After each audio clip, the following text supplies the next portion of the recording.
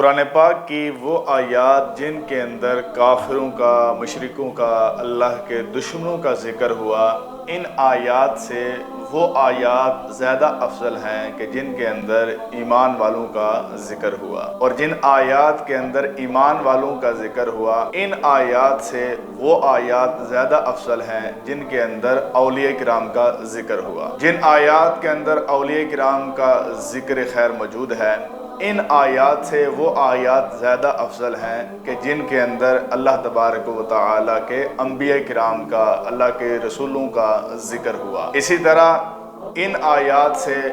وہ آیات زیادہ افضل ہیں جن کے اندر امام الانبیاء رسول اللہ صلی اللہ علیہ وآلہ وسلم کا ذکر مبارک آیا۔ اب قرآن پاک کی ان تمام آیات سے کہ جن کے اندر عام لوگوں کا ذکر ہے، مومنین کا ذکر ہے، اولیاء کرام کا ذکر ہے، انبیاء کرام کا ذکر ہے، تمام رسولوں کا ذکر ہے، امام الانبیاء کا ذکر ہے، ان تمام آیات سے وہ آیات زیادہ افضل ہیں کہ جن کے اندر اللہ تبارک و تعالیٰ کا ذکر آیا۔ اب قرآن پاک کی کم و بیش 6666 آیات سے جو سب سے زیادہ افضل اور سب سے زیادہ اعلیٰ آیت ہے، فضیلت والی ہے، عظمت والی ہے، وہ آیت ہے آیت الکرسی۔ حضرت ابو ہریرہ رضی اللہ تعالی عنہ سے مروی ہے کہ نبی کریم صلی اللہ تعالی علیہ وسلم نے ارشاد فرمایا کہ سورہ بقرہ کے اندر